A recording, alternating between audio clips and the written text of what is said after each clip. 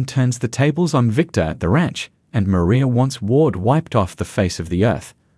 All products and services featured are independently chosen by editors. However, soaps.com may receive a commission on orders placed through its retail links, and the retailer may receive certain auditable data for accounting purposes. At Billy's new place, Sally cuddles up to her boyfriend and tells him she's never seen him. Speechless. Billy is just taking in the house she designed. It's really amazing, the reality of it all. He admits he was a little worried. She might have gone for oversized and fluffy. He talks about the perfect touches and attention to detail, but what he loves most is the couch, because you're on it. They kiss. Billy muses, now who's speechless. Sally was just thinking. He asked her to make over his home. Now she wants to know how he'll make over his career. Billy pours some bubbly and tells Sally that he wants to build something. He's just not sure what. Sally thinks maybe she can help him figure it out. They discuss following your heart and starting a business you love. Billy muses that every business he's worked for was someone else's vision. Now he can start from scratch with something that represents him. He tells Sally his reasons for wanting to hang on to Chancellor are wrong. He didn't love it in the way that he would if it was his. He saw it as a means to prove himself. You helped me see that. If you do things out of revenge, it's doomed to fail. Sally understands wanting to prove yourself to a world that always tells you you're not enough. Billy credits her with telling him not to head down a bad road. He's made a U-turn and let go of the rage and anger. Sally asks if he's sure about that. Ian enters the motel room with a rose and hollers that he wants to kiss and make up. Michael emerges from the other room and says, "You shouldn't have." Ian asks what he's doing there. Michael guesses the rose was for Jordan, not him. He should have bought lilies. Ian asks, "What do you mean by that?" They spar with Bible verses until Ian says he's done with the veiled threats. Michael says his threat was intended to be crystal clear. He's there to advise Ian that Mr. Newman requires his immediate presence. Ian asks Michael to extend his regrets to his boss. He wants to wait for his lady friend. Michael assumes he's referring to Jordan. Ian says that's none of his business. Michael informs him that Jordan took her own life that night. Ian claims he knows no one by that name. Michael knows he interacted with her when they were incarcerated. Ian will pray for her tortured soul. Ward opens the door to exit, but Victor's henchman, Mortensen, is there and shows him the gun in his jacket. Michael tells Ian it's best if he comes with them. At Sharon's place, she and Maria are joined by Nick, who asks if the redhead is sure Tessa and Aria are missing. Mariah can't find them anywhere, and Aria's favorite stuffy was left behind. Sharon worries that Jordan helped Ian take. He's sure he's the one who took this Jordan person's life. Victor doesn't see any reason for him to live anymore. Michael muses that cult leaders have a thing for suicide pacts. He took the liberty of preparing a confession. All it needs is your signature. Victor's henchman steps closer and puts his hand on his gun. Ian reminds Victor and Michael that he left a letter with the police station. Michael says that's all gone away. Ian argues that if that were true, he'd be dead already. Victor repeats, "Now that Sharon is safely home, there's no reason for you to live." Nick walks in and says that's not exactly true. At Sharon's place, Maria looks out the window, sighs, and sits down. How could she sleep for even a second knowing he has Tessa and their precious Aria? When she closes her eyes, she sees him laughing and mocking her pain. She reflects on the times she had the opportunity to end his life, but didn't. If she ever gets the opportunity again, I'm not going to let it pass. Picking up her phone, she calls Tessa again and leaves a message saying she wanted to call and hear her voice. She hopes she's hearing her voice or will be listening to this soon. She hopes she's just mad at her and is punishing her. Because those can't be the last words that I say to that beautiful, stupid face of yours. She pleads with her to call her back and yell at her. Please call me back so that I can tell you how much I love you and how much I love our little girl and the life we've built together. She won't take another second for granted.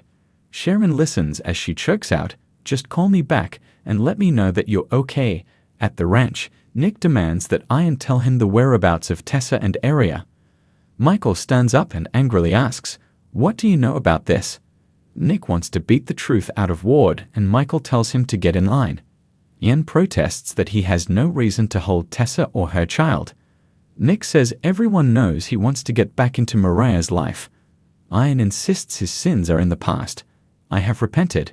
Nick screams, I am sick of all these lies. You tell me right now, where do you have Tessa and Aria? At Billy's place, Sally insists she has zero animosity toward her ex, but she's very supportive of her current guy. Billy teases her in French, and she asks if he's getting ready for their trip to Paris. They make out. Sally then tells him this new Billy Abbott is incredibly sexy. They move toward the doorway and start making out again. Finally, she pulls him into a bedroom, where they start undressing and fall onto the bed to make passionate love. After sex, Billy leaves the bedroom to get more champagne. He picks up his phone and texts Jill, we need to talk. There's a lot I have to say. Sally calls, I'm thirsty. Billy says her French tutor is on his way. At Sharon's place, Mariah knows Tessa is doing everything she possibly can to keep Aria safe. Sharon joins her and reminds her of hiking with Aria last spring. There was an aggressive dog that charged at them, and Tessa put herself between them and the dog, which turned and ran. Mariah says, Ian is a rabid dog. Sharon says Tessa will protect Aria no matter what. Mariah just keeps coming back to this. Ian is in our lives because of me. Whatever they're facing, what Sharon's been through, Heather's death, it's at the ranch. Nick orders Ian to start talking. Anne retorts, or what? You'll smite me. Nick will do a lot worse than that. Michael warns Nick they need to know where Tessa and Aria are first. Yan and Victor bicker about whether or not he's capable of change. Victor gives a signal, and his henchman starts roughing Yan up. Suddenly, Ian pushes the man away and holds up his gun. Michael and Nick jump back startled. Ian, holding the gun on Victor, Nick, Michael, and the henchman, muses, well. It looks like I'm about to have something to confess to. All on me. She wants Ian obliterated and wiped from the face of this earth. Nick says it wasn't her. They don't have to worry about her anymore. Jordan's dead. They have to focus on Ian, who is a threat to Mariah and her entire family. Maria leaves yet another voicemail on Tessa's phone and grabs her coat. She can't sit around and do nothing. Nick questions her about her argument with her wife and Tessa's sympathy for Ian. Maria admits that hearing her defend that monster caused her to storm out. She came to check on Sharon, went home, and Tessa and Aria were gone. There were no signs of forced entry. Sharon and Nick think Tessa may have needed some space. Maria argues that she never would have taken Aria without telling her, especially after what they've been through with Sharon. Sharon says she's right. Nick says Victor knows that Maria's family needs more security. Jordan confirmed that Ian came back for her. Nick asks Maria about the last time she and Tessa saw Ian. Maria worries she provoked him into doing this. He'll never give up on getting her back into his life. He's already killed Heather, and now he's pulled Tessa and Aria into this. She thinks he wants her to suffer, not knowing if they're okay. Nick reminds her they don't even know he's the one who killed Heather. Jordan was cornered. Maria knows Ian better than anyone in this world. He did this. Nick suspects she's right. He fumes that they'll find that sonofabich and bring Tessa and Aria home safe. At the ranch, Victor's henchman sits Ian in a chair and stand over him. Victor walks in and muses, I'll be damned. Ian Ward is gracing us with his presence. Ian asks if Nikki will be joining them. Victor warns him not to mention her name. Ian asks what he wants from him. Victor replies, I would like to hear your last confession. Ian has nothing to confess. His conscience is clear. He offers to hear their confessions and offer absolution. Victor snarks, how generous of you. They spar verbally and Victor once again asks Ian to confess his sins. Ian chuckles. What is it you want me to confess to? Victor says they'll start with Heather Stevens. Yan knows that's the woman Sharon killed. He saw it online. Victor says you killed her along with Jordan, your cohort. Ian claims he knows no one by that name. Victor tells him to cut the crap. He either confesses or he'll share Jordan's fate and meet his maker. At Billy's place, he tells Sally he won't give anyone the satisfaction of seeing him walk around town with a wounded look on his face. This is about his mom. Sally asks if he's spoken to her. He says there hasn't been a word since she sold Chancellor. I really want to get this right. Sally asks if he really has no idea what he wants his company to be. He doesn't. Sally suggests they brainstorm. He teases that she said he'd be a great lion tamer and jokes he's run his fair share of clown shows. Sally urges him to use his heart. What experience in business made him happiest? He loved building Chance.com, the TV show he developed for Restless style, and his podcasts. Sally muses, so maybe something in media.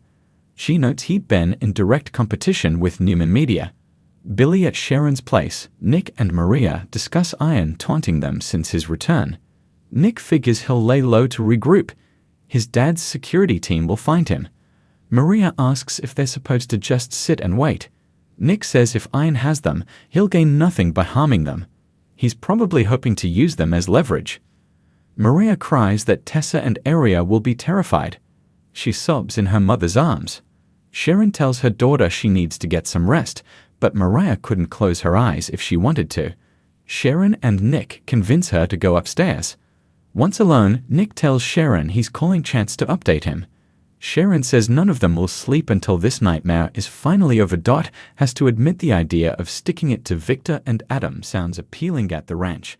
Ian warns Victor he's threatening him in front of